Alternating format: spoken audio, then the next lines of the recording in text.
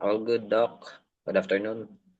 Okay, thank you, Brother Kenneth, Chaplain Kenneth. We are 12 in this platform. Last meeting, I think we are 17, so lacking 5. Where are they? Do they have their appointments? So long as they continue doing the ministry, it's okay. Okay, so I think Doc Geraldine is cannot report today as what have been mentioned by Doc uh, Rolly. So we will make use of the 10 minutes so that we can finish as early as possible. Ma'am Filipina A. Nepes, are you around? Can you Yes, please Doc. can you please open our session with a prayer? Yes, Doc. Uh, Let us pray, Heavenly Father.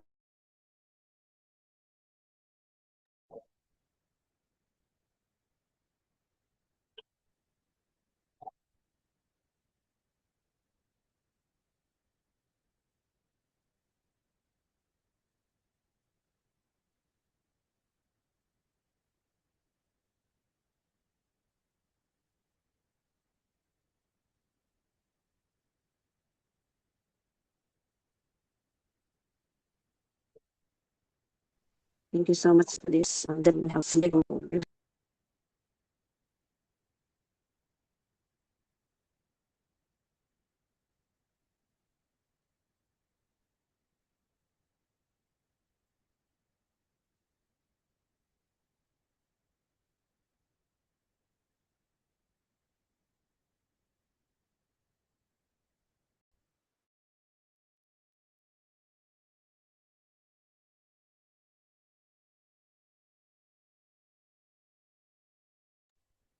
Okay, thank you very much, Chaplain Filipina. In spite, I know you have muted your microphone, but I think you are done with the prayer. I So did thank you mute it, anyway. Doc. Come again. Uh, you didn't hear my. I did unmute it. I see. Okay, okay. Did you hear my prayer? Again, I can pray on again, Okay, okay, Doc. sige. Okay, sige po. Kindly do it. Kindly Let pray again, Chaplain. us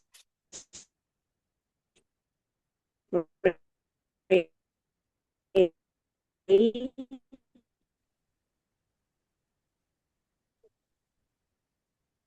Let us say the with 11. Thank you for the time that we to and I thank you for guide us by the power of the Holy Spirit and to learn again about for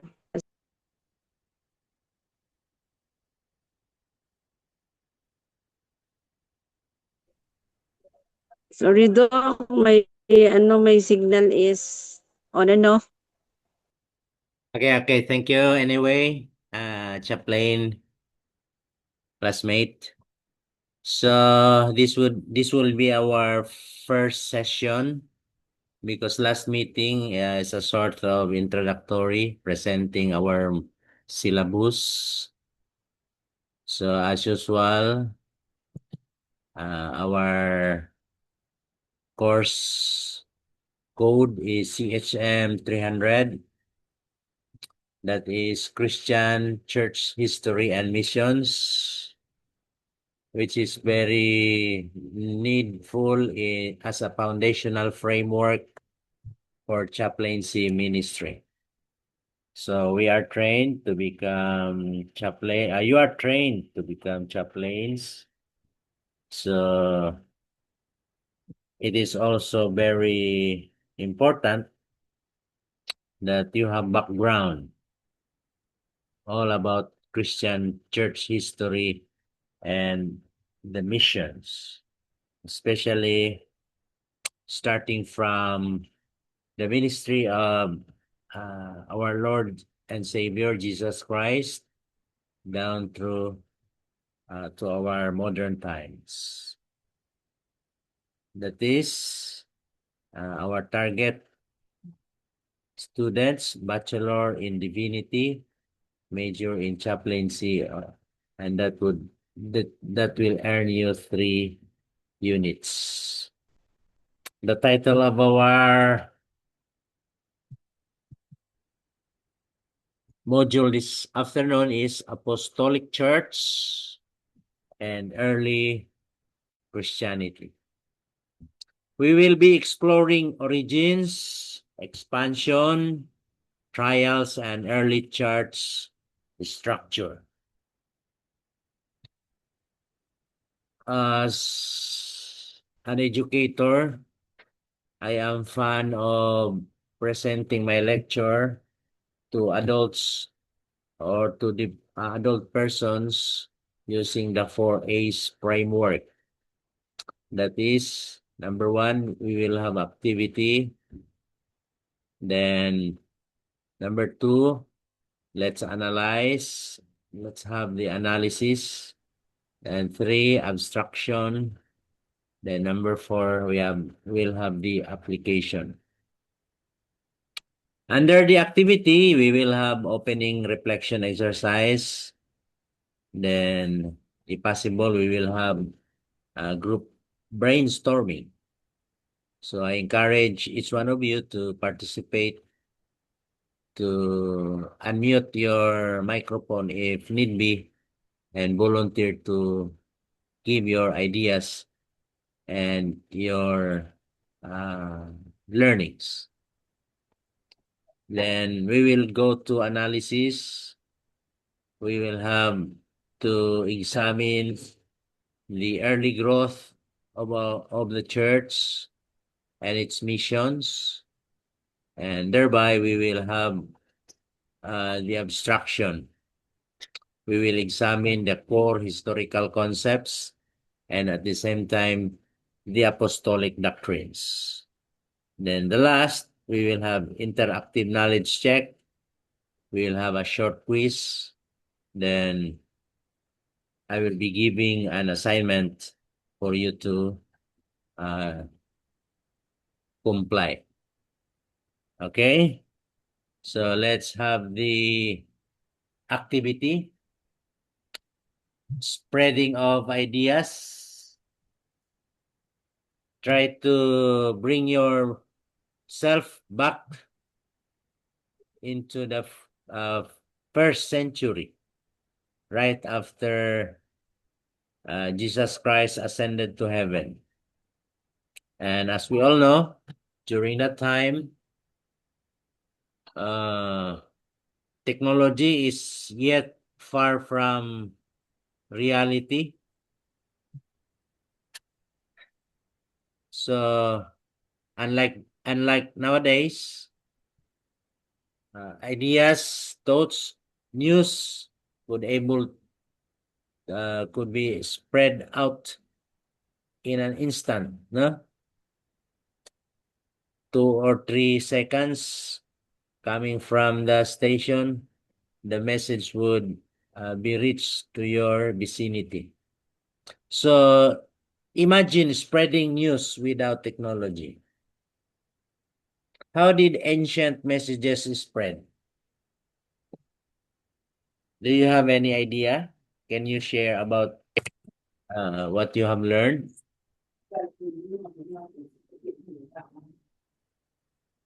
Ma'am Claire, you have unmuted your microphone. You have something to share?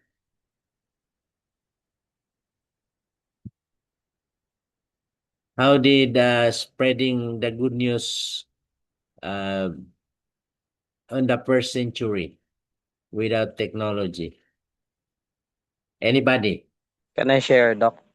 Okay, Brother Kenneth, go ahead. Well, as for what I have learned about the spreading of messages during the ancient times, Yeah. because there is no technology, I have learned that they were sharing it through personal witnessing. Like they share it with the people. It works like a gossip. Maybe in our times we call it marites here in the Philippines. Yeah, like they talk about that people. For example, the how how the fame of Jesus spread from Galilee to the neighboring cities and Okay. even to the neighboring lands outside of Judea. They they are talking personally, and one man talks to the other, and those who heard the words, they will talk to other people also, and that's how the message that's how messages were spread during the ancient times. That's all I can share, Doc. Okay, thank you. So, in short, uh, face to face, right? Yes, Doc. Yes, Face to yes. face. Personal, face to face. Hello. Yes. Ma'am Claire, do you have Oh something yeah. to add? Yeah. So based on what I've learned, I think the ministry before ancient ministry, I think it was mainly done through face to face Okay. preaching, good news of face to face preaching, and then they depended on the communities to pass the messages to others, and also I think through letters, if I'm not mistaken. Like Okay, so written word. yes, Yes, sharing of spreading the good news through also letters. So thank you very much. Face to face, letters.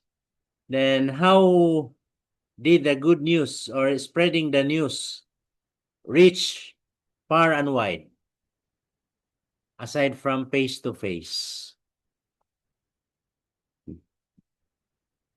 In Tagalog, in Filipino, paano nakarating ang mensahe sa iba't ibang lugar in other places? Can I I think, share, Doc, Doc?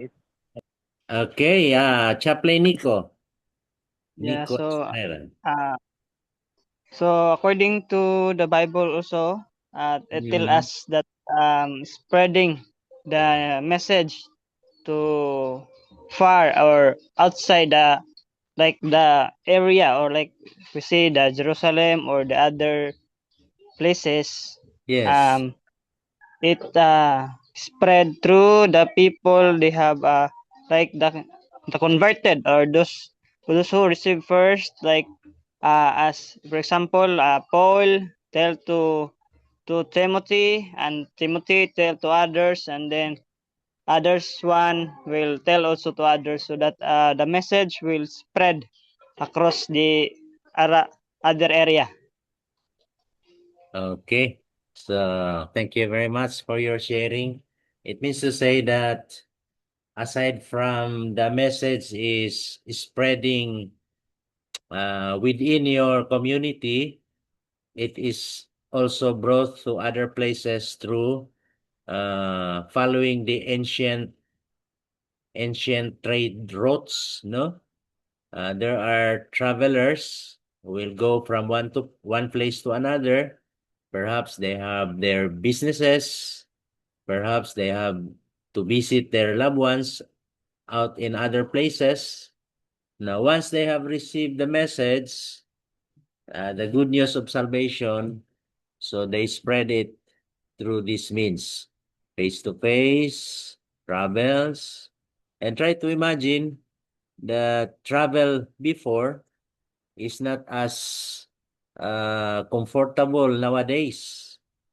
Nowadays, we just rode a bus, aircon bus, so 2 or 3 hours, if not 6 hours, we will be already arriving in our place of destination without feeling tired. But before, what they did is, what are their means of transportation? It's either hiking, walking, Walking. riding horse. What else? Chariots, no. Boarding ships. Obviously there was no airplane. Donkeys. There was no airplane during the time, so it is very taxing to travel.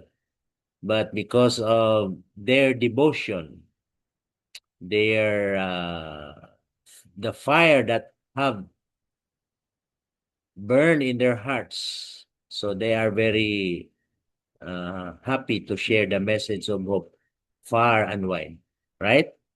So let us survey this one.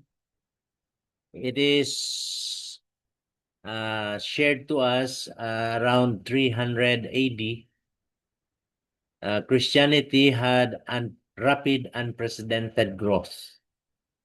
From 1,000 believers in 40 AD, it reached about 6 million believers by 300 AD. So, in a span of 2 centuries, there is as much as 6 million believers in the whole Roman Empire. No? There was a document that I have read. I think it was Pastor Mark Finley have written it. According to his research, Christians are already everywhere during this time. There are even representatives, believers in the Roman Senate, even in the palace of emperors. There are already Christians converted to Christians. So try to imagine, you have to see 40% growth rate per decade. So that is how fast the growth of Christianity in the Roman Empire during that time. And there is an expanded sharing of message, despite that the Roman Empire outlaws Christianity, right? There is a state-sanctioned outlawing of Christianity. So with that, there is what we call the persecution. But beforehand, we will discuss the origins and urban expansion. So geographic spreading networks, primary hubs. Christians are found in Jerusalem to Antioch, then Ephesus, Alexandria, and Rome. Most of Paul's missionary journeys are focused on urban places. He targeted major commercial ports and administrative capitals. So with nowadays, it is observed that we need to preach in the cities, in the urban places, because people in that places are so many. And if we will not bring the message out there, so many will have not the chance to hear the message. So it is better nowadays that we will use every means to preach in the cities. And as we all know, next month, I think we will have a major evangelism target. That is the one voice. We will use all media outlets that we have, media institutions that we have, just to spread the good news of salvation to every people, so that they will be warned that Jesus is coming soon. So as to infrastructure, there is a leverage of 50,000 miles of paved Roman roads and maritime trade corridors. So roads and roads are also very important. It should be also considered, or they can also be considered as factors that would spread the good news, that would spread the message of salvation. Because if we do not have roads on such places, ultimately, we find difficulty in bringing the message to the people out there. So we should also be thankful to the government that they are also making plans of opening roads, and even nowadays, we have airplanes that would have airports, so that our workers, our messengers, our preachers could reach uh, as far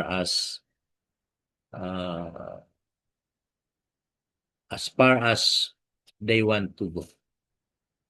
Another thing to be considered is the cultural transition. Shifted rapidly from Aramaic Jewish roots, then to Hellenistic Greek context. In the nucleus that Jesus founded, together with 12 disciples, then conversion coming from Judaism, then comes Paul, the apostle, whom Jesus called to be the apostle to the Gentiles. So the message is brought to the Hellenistic Greek in the Roman Empire. Now, let's move to the analysis. The core catalyst, remember, Great Commission inspired relentless travels. So once a person is converted, it is said by the prophet Ellen White that once you are born into the kingdom of God, you should be a missionary. So those are the things that we can see for those people during that time. Once they receive the message of salvation, they cannot stay in their place. They want to go, they want to volunteer as missionaries. So they travel. According to tradition, apostles preached throughout Mediterranean. They reach as far as Europe, right? They reach as far as India. And they reach as far as the Mesopotamia. Why? Because the message they offer bring hope to all social classes. Rich, poor, slaves, and freemen, they found assurance of salvation through Jesus Christ. And another thing, they have shared language which aided communication. But before, I think they have found a difficulty in sharing the message. Language barrier is one of those things that would hinder the message. But nowadays, we are much more very, what's the right term? We are blessed because of the artificial intelligence. Because as I have witnessed last week, our pastors, our ministers were able to attend the ministerial summit, a ministerial convention and stewardship summit at Jakarta. So try to imagine 11 countries of the Southern Asia Pacific gather in one place. According to our district leader, they were, I think, almost 3,000 delegates. So most of their lecturers, their facilitators coming from the general conference. And of course, the medium language of communication is English. But how about those countries, members of the Southern Asia Pacific Division who are not very fluent in speaking English, lest they could understand? But through the help of artificial intelligence, once the speaker spoke, once the speaker shared his message, translation is right away, can be seen in the screen, on the screen, depending on the language that you would select, that you would like to be translated. So it's very easy. So nowadays, sharing the message is very easy. Unlike before, there are so many barriers. So the historical paradox is that persecution failed to extinguish the faith, as we can all see and read during in the Great Controversy, right? The persecution starting from 1st AD up until to the 4th century, they were not able to extinguish the faith of believers.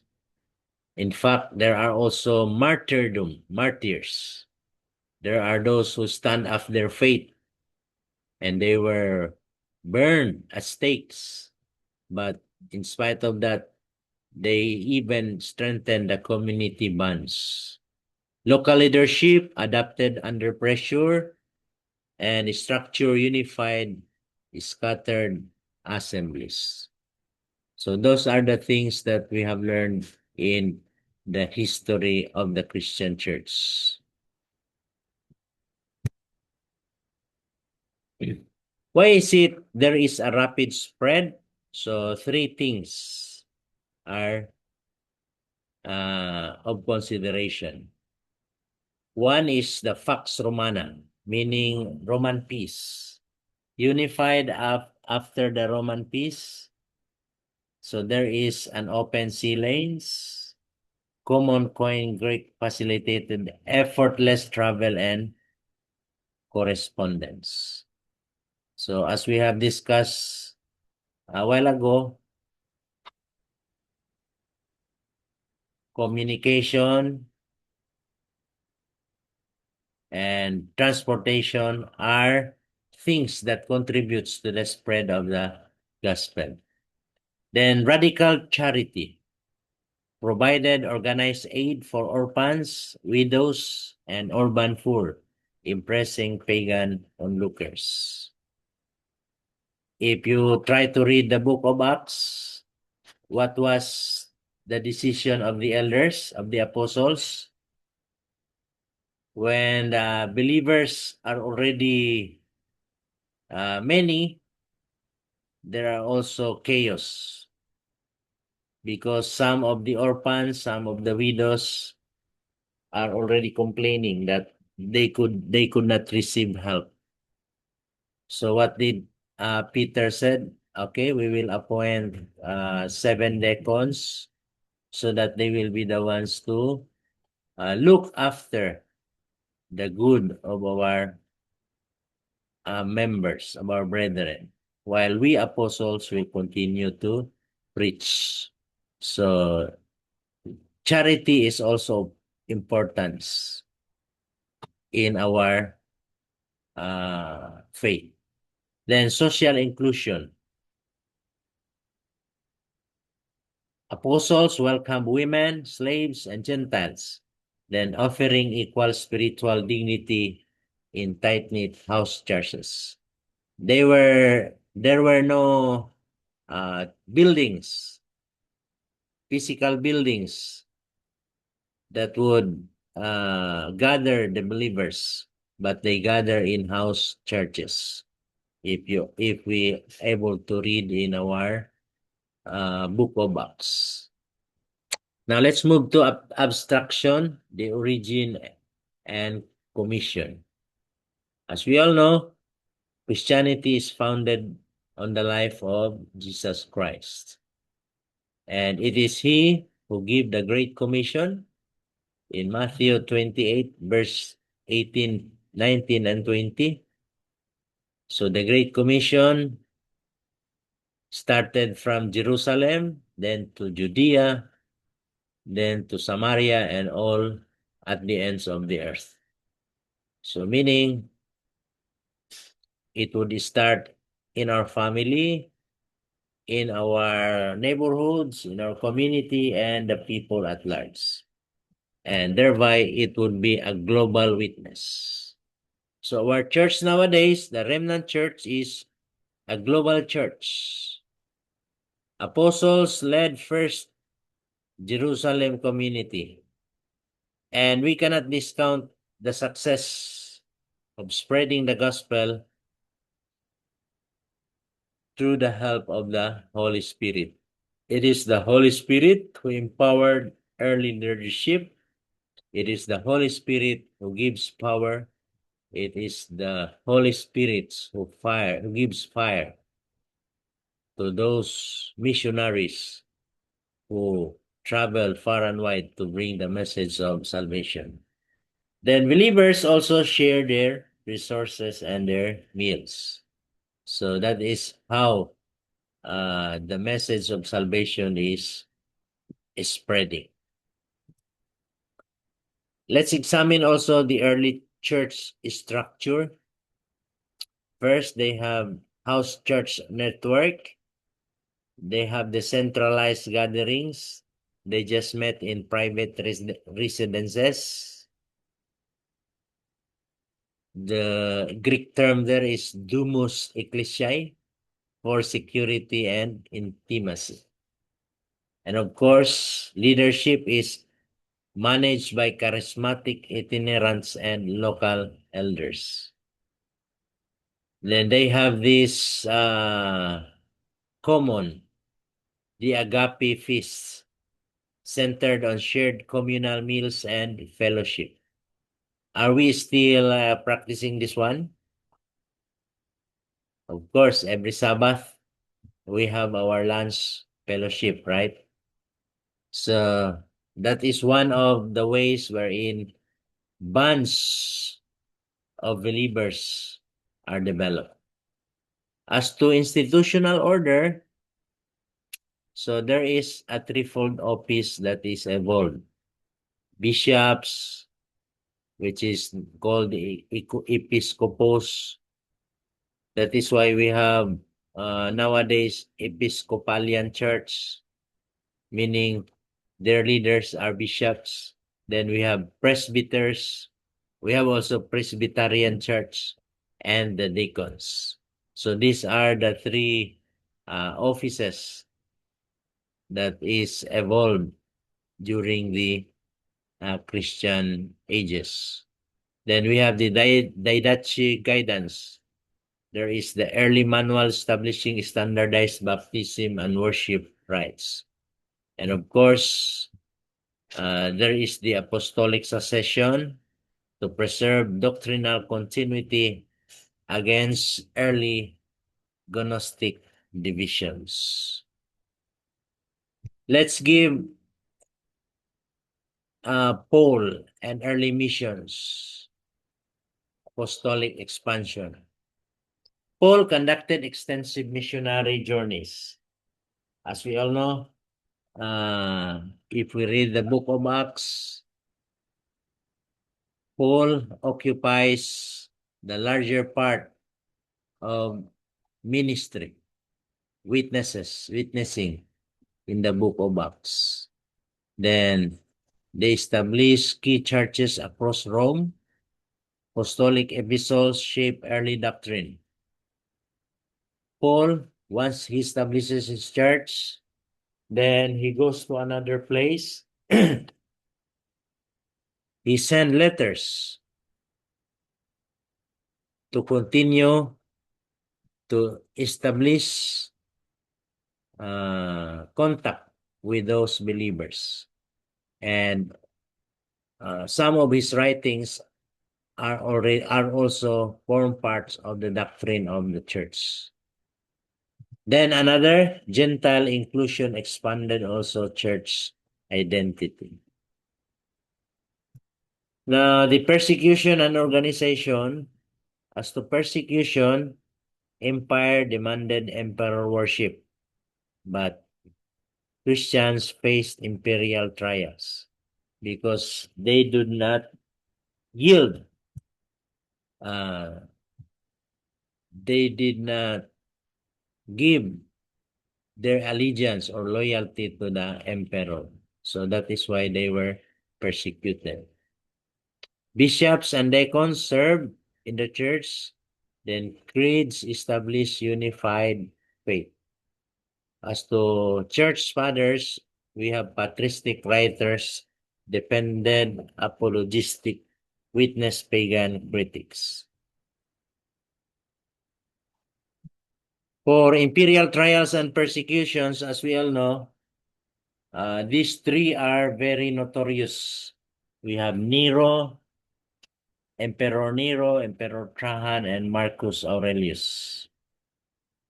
They were the ones who killed most of number of Christians believers. Systematic phase from 250 to 311. So empire-wide, there are decrees under Decius and Diocletian. What are these legal accusations? They were charged with treason, atheism, and disrupting civic cults. Christians before, during the time, were considered cults. Then paradoxical result. According to Tertullian, the blood of martyrs is the seed. The more the intense is the persecution, but the more Christians grew.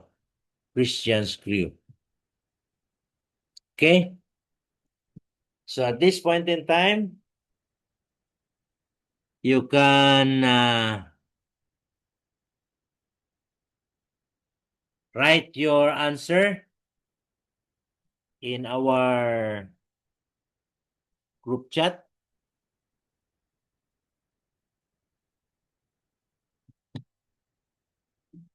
It's just only a true or false. So statement number 1, Christianity originated with Jesus and apostles. What do you think? Is it true or false?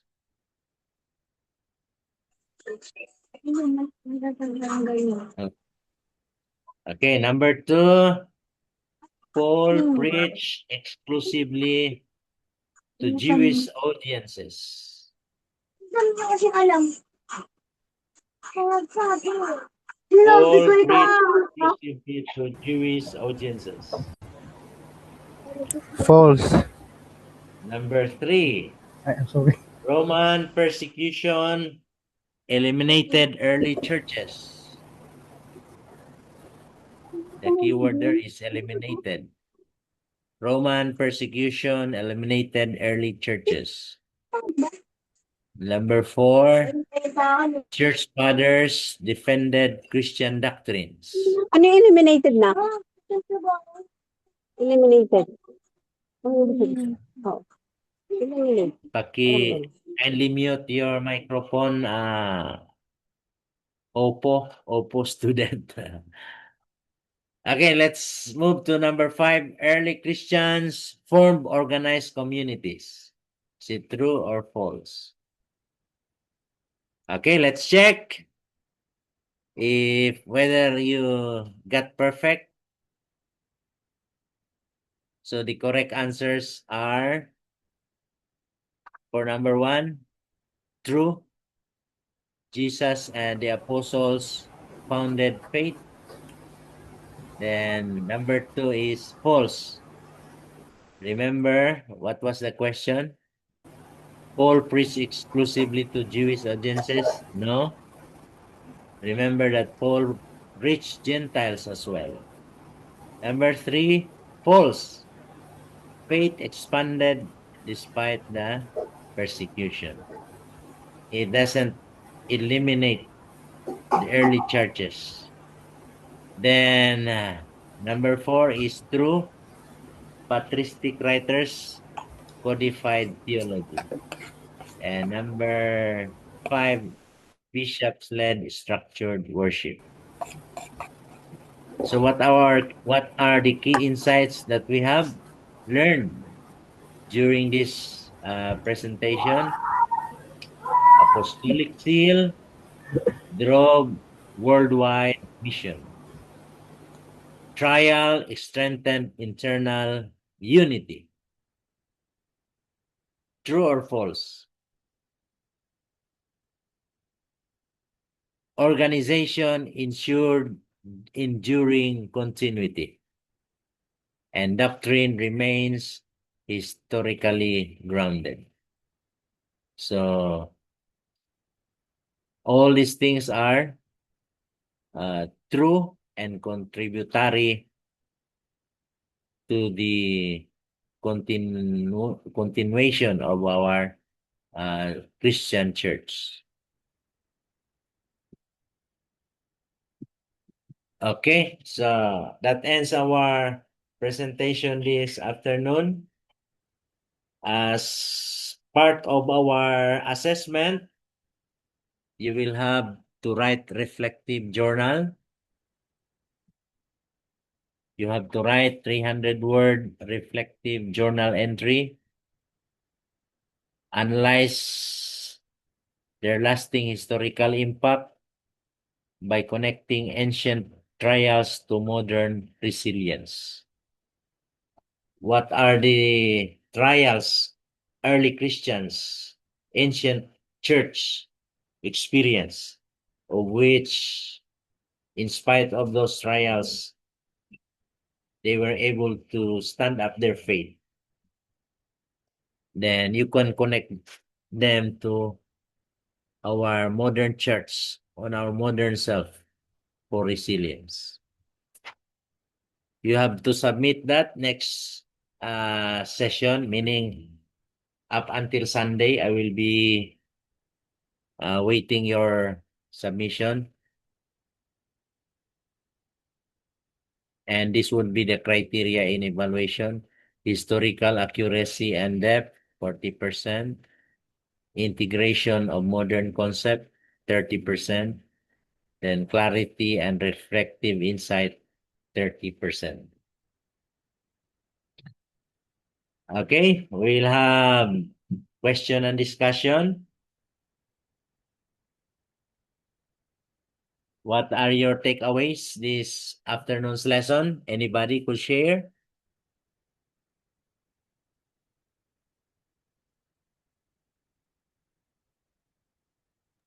I would like to share, Doc. It's Kenneth. Okay, Chaplain Kahilig. Yeah, thank you. One of my takeaways for this afternoon's discussion is the resilience of the early church, Okay. despite being persecuted, despite being challenged by, by the government, also Mm. by their situation. There are no technologies to rely on, no devices when it comes to doing ministry or maintaining the church. Unlike today, we have everything that we need. But even though, despite of all those negativities in their situation, the gospel spread rapidly, and it's beyond what we can imagine if it is happening today. It's it's really wonderful to think about their situation during the early church. I have read from the book of, I forgot the author of the book, but it is, the title of the book is Steps to Personal Revival. A revival. It was mentioned in that book that if it said it said like this: if the Holy Spirit will stop working in the hearts of the apostles during the early church, the gospel will stop. The spread of the gospel will stop. Unlike today, Okay. if we are if the Holy Spirit will stop working in the hearts of the church, the people today, the people will still continue to perform spreading the gospel because of all the devices. But all is, I don't know, I can't exactly. But in Tagalog, it says like walang mapapala sa kanilang mga kanilang mga ginagawa. It's like that. Because Powerless. uh, what the Powerless. yeah, Powerless. that word, powerless. Because the author, the author of the book of the Steps to Personal Revival, he compared the situation of the early church and the modern church. He said that the early church have no technology, no device, no, not even propagandas like what we are doing today. We have the technology, we have all the devices, even the propagandas and gimmicks to keep the people inside the church. But he said that everything was done through the power of the Holy Spirit. People only endured everything that comes into their ways when they do the mission, when they spread the gospel. They fully rely on God, they fully trusted uh, on God. Everything was given to God, everything was surrendered to God. They just do the mission, they just preach, they just share, they just witness. And it's so wonderful to think to, what do you call that? It's so wonderful to think about how resilient they are, despite of all the uh, negativities in their situations. They still keep on doing the mission. They still keep on spreading the gospel.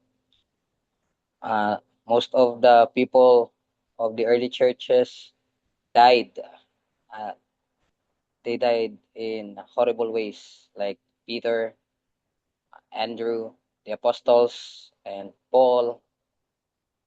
They suffered a lot, but the gospel spread.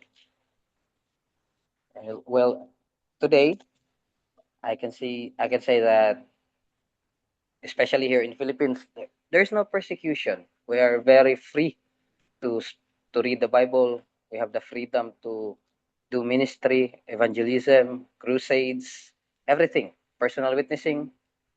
There are there's no even just a little bit of persecution or threats, but the gospel is spreading slowly, unlike ancient, uh, the early church's time. So that's all I can share. Though. Okay, thank you, brother. Yeah, it is said that people, once they serve Jesus Christ, faced three temptations in their lives. First is the pressure. So meaning to say, you have to be resilient to face the challenges like persecution. Then the second one is what they call treasure. The money, the power. And the third one is the leisure. Leisure. Once you enjoy life in this earth, you have no thought of heavenly things. So these three are very subtle in undermining our faith. Pressure, treasure, and leisure. In the early church, their problem is what? Pressure. They have no treasure, they have no money, and I think there is less pleasure to enjoy, but they withstand the trials. They continue in their faith. They share the message. They witness. That is why the church, there is a dynamic growth of the church. But nowadays, what is prevalent in the church? I think leisure and treasure, right? Because as you have said, there is no persecution that we have experienced, especially here in the Philippines. Okay, thank you very much. Any other takeaway? Someone can give takeaway or lesson. You have to share your ideas, your learning.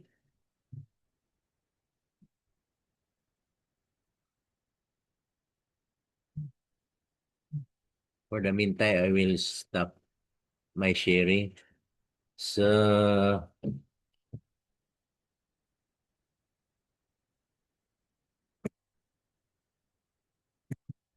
let's see. If you have comments, there are no comments. Can I share also, Doc? Okay, go ahead. We have still time. Yeah, so also I can see that the early church, the time of the apostles and the early Christians, their faith is very true and sincere. Okay.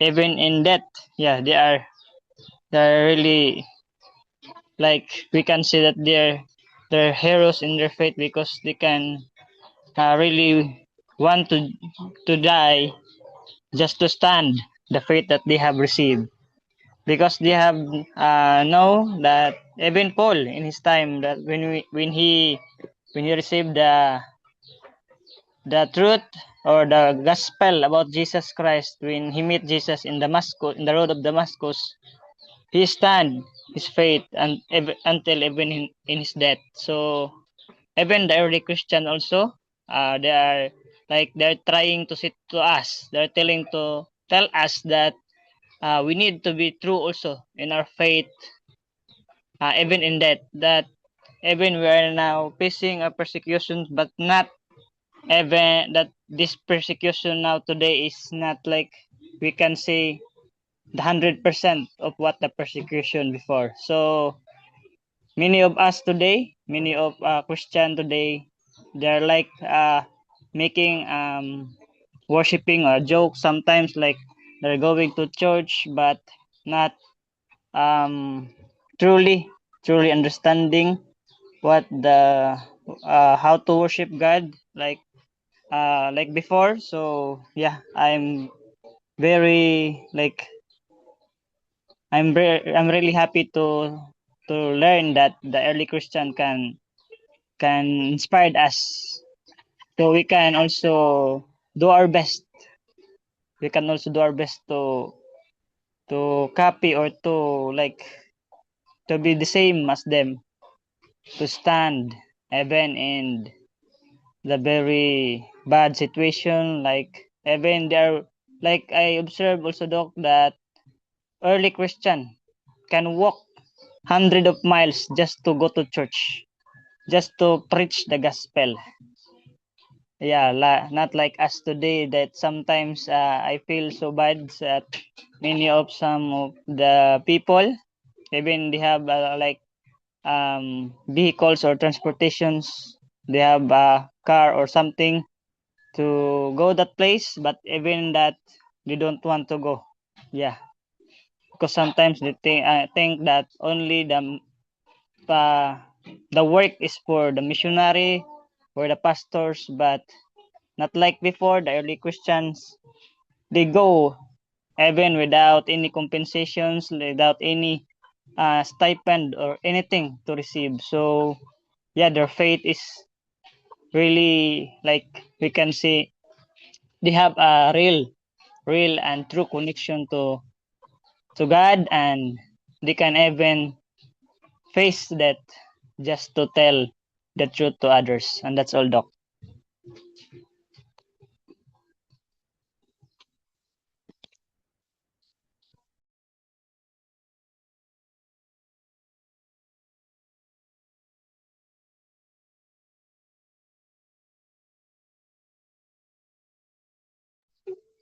You are muted, Doc.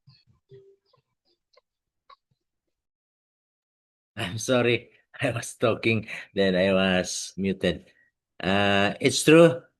According to Brother Kailig, that uh, ancient believers are really true to their faith. They work their salvation with fear and trembling. They are very serious. Unlike today, uh, a little rain shower, they will consider it already a typhoon. They will not go to the church anymore.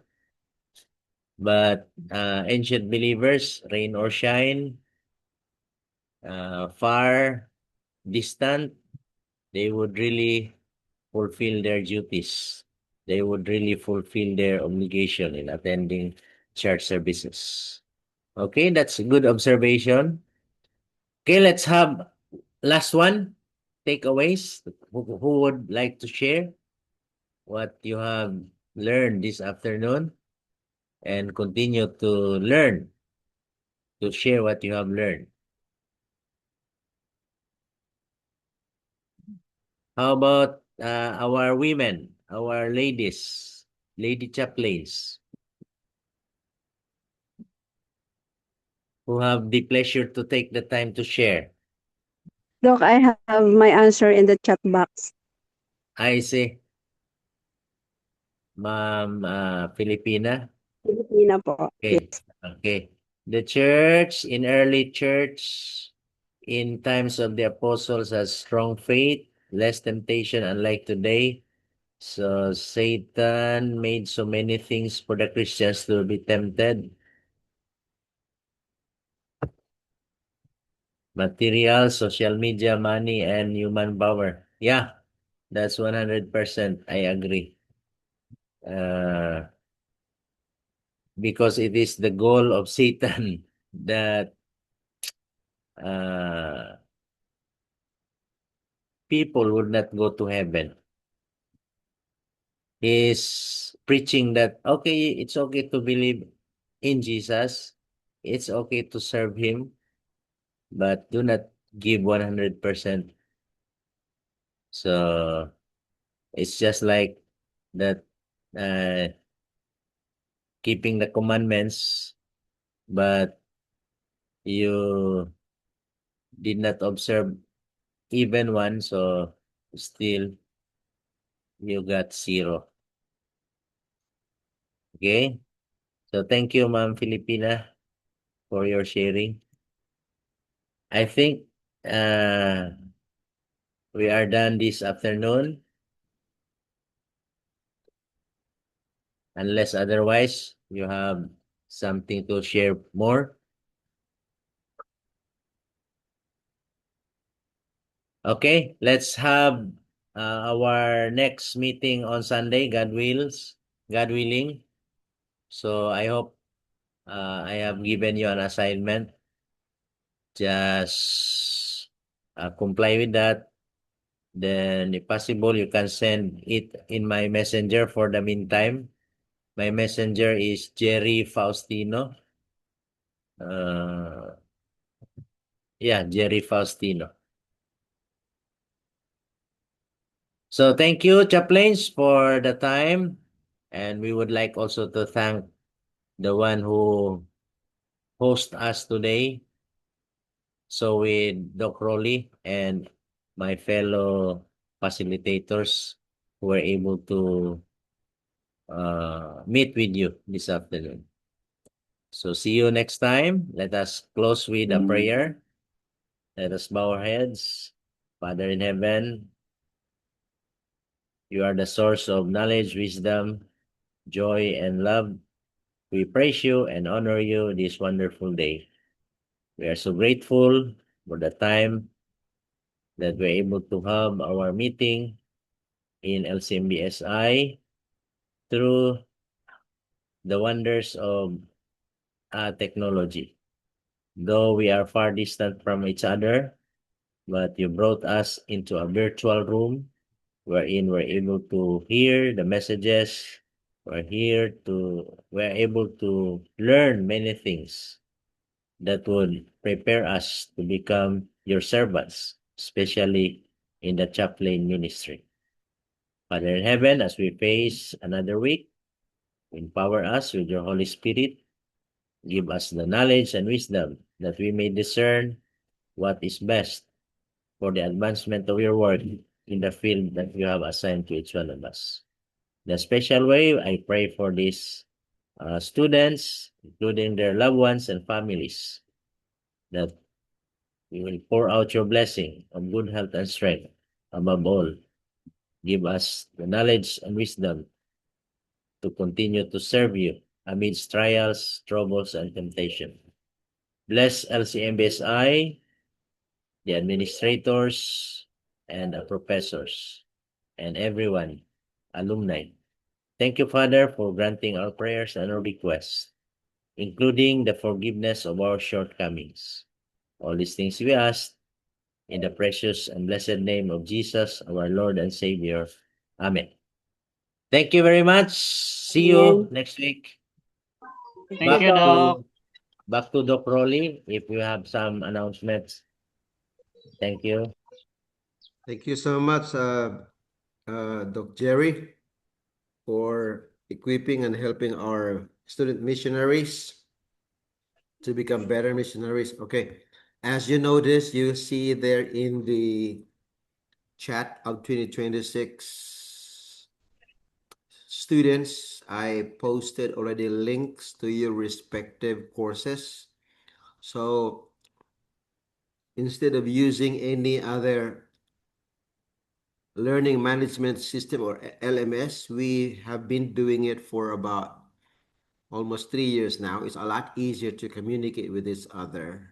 We just use Messenger. So you have all the modules there, either in PPTX or DCOX. And I request the professors to give you also the requirements. So it would be easier. So you can either have or both of the materials. So you can review in case the PPTX is not complete. You have the DCOX, that is power Word document to review the, I should say, the modules. I hope it's easy. We are trying to standardize all the modules according to Doc Raja model, which I revised also, so that everyone will have a solid mode of delivery and learning as we have been promoting, and also so that the 3 units, even if it is 3 units by standard, I should say curriculum based on North American accreditation, will be meet and even surpassed. And later on, as we grow and we study together, God knows how He will bring this to a greater degree so that all of us will be blessed and others, and even God will be glorified. Okay, so that's enough. You don't worry if we don't meet two professors today because it's modular, hybrid, and blended model. So all the other things which are not possible online like this for some circumstances like connection problem, it will be compensated in your modules. So again, I would say a blended module is even a lot better than just purely asynchronous. You know, asynchronous, it's just like you'll just do some, it's a self-paced also. There is a self-paced here, like during the week, but we go together in terms of deadlines, in terms of, I should say, discussion, because there is a time that we need to discuss together to maximize learning. There's also a time that we can do it by yourself. And yeah, that is the one which is asynchronous and self-paced. We Meaning, blend the delivery so that you can maximize learning. I think that's okay. Although other universities around the world, as I said already, 80 to 90% use asynchronous. You can go to standardized like state universities. They use only asynchronous. Some parts they sometimes or maybe occasionally use like this one, you know. But for theology courses, for chaplaincy courses, for like this, we need more interaction. That's why as much as possible. And besides, it's only once a week. Okay? Yeah. I hope you're already okay today and you are not overtaxed with the overload of information. All right? Okay. There are lots of ways. There are lots of ways that you can learn. For Sister Claire, you remember, I think I need to, if it's okay with you, remember you have a Yeah. question one time that you said you were told by, this is, I hope this helped. You were told by your agnostic teacher, maybe, or co-teacher, I should say, colleague, Yes, yes. don't, Coordinate teacher. yeah, don't preach your religion here, something like that, right? Yes, that's right, Doc. Okay, there are lots of ways of answering it, but a nuanced way of answering it. Look, this is for all also. We do not coerce them of what we believe. It means we don't force them. We share, we present the evidence, we welcome questions, we defend our faith according to what the Bible will just be ready and in season and out of season. We respect conscience. We don't impose it on them. We never manipulate. We never ridicule. We never coerce, as I said already. And so by that, there's a way of presenting. Maybe you can say, I'm not here to force my religion on you. I'm here to share, these very important words. I'm here to share biblical principles, okay, and values. When you say when you say principles, meaning it's just like science, it's applicable to all people at all times. Principles, principles of love, principles of kindness. Those are values, eternal values. Like when a thing drops on the floor, that is the principle of gravity, right? So that's why I teach science. And I love science because of the principles. I am more excited in discovering and applying principles. So we share to them biblical principles. So let me continue. So you can say, I'm here to, I'm not here to force my religion on you. I'm here to share biblical principles and values that I believe, okay, are grounded in eternal truth and are relevant to all people and every area of life. Okay? I invite you to examine them, question them, even disagree with them, and then decide for yourself what you believe. I will respect your freedom of conscience and your right to disagree. Well, let me write it here. You can copy this. You can shorten this if you want. Okay, so that it will be helpful to your situation. Okay, like this. This is a long form, but I can share to you as a short one. So, this is very powerful answer. Look at that. If you examine the 5 of them, but you can also, like it's relevant to your subject. You can make it concise. Concise means it's short but complete. Okay. If depending on your relationship with a friend, you can customize it. If it is in Facebook or Messenger, you can make it even shorter. In a conversation, even much shorter. And people don't like to listen long sentences. It sound robotic. So you can also say like this. I think that's already very short, right? Or you can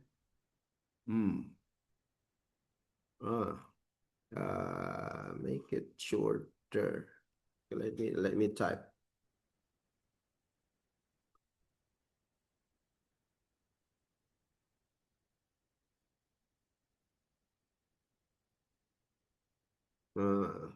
Okay.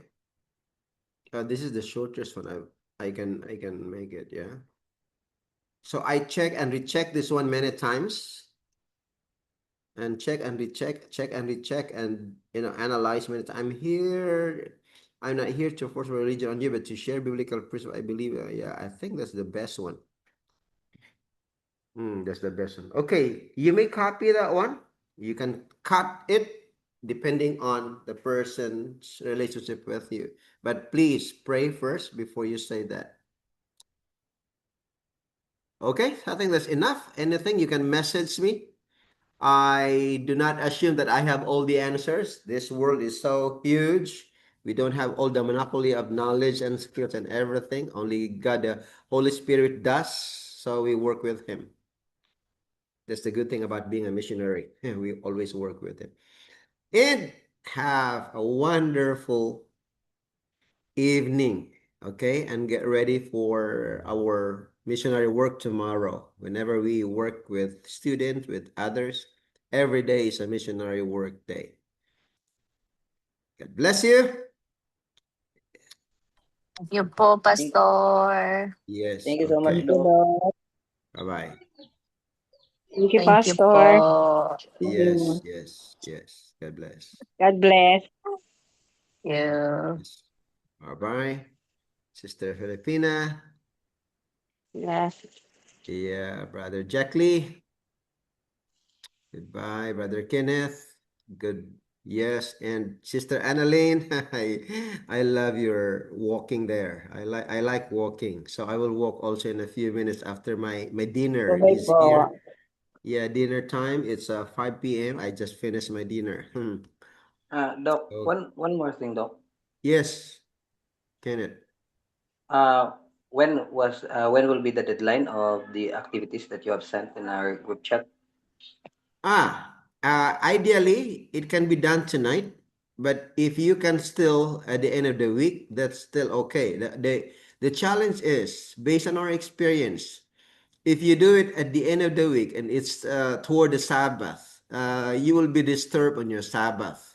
But you can still do, especially if you can. But the earlier the better. Yes. You can do until next meeting, but if you can finish as soon as possible, just like the earlier the better. We are flexible here, but if you can do earlier, it will really be a lot better. Yeah, I also with some other professors with the previous semesters, if you still have some requirements to do, we are adjustable to comply and also, complete all of them. All right. So bye-bye. God bless you in your ministry. God Tomorrow, bless. yes, Solomon, Nico, Yeah, bye-bye. The IT is going to close this now. All right.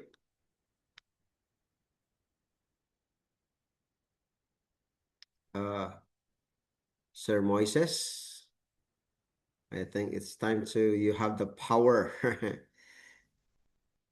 to close, not the gate of heaven, but just the classroom.